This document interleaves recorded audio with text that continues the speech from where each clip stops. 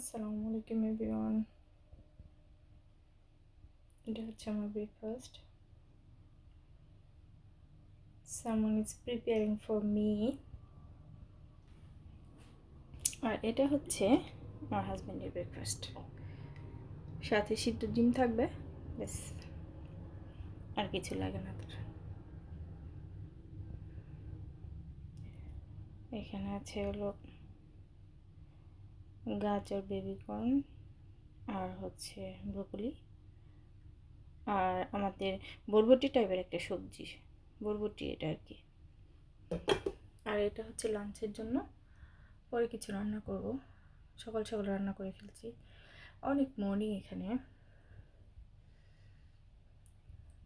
সবজিগুলো নষ্ট হয়ে যাচ্ছিল, কারণ কালকে আমাদের একটা দাওয়াত ছিল, গিয়েছিলাম ওখানে। Thank you for watching my videos.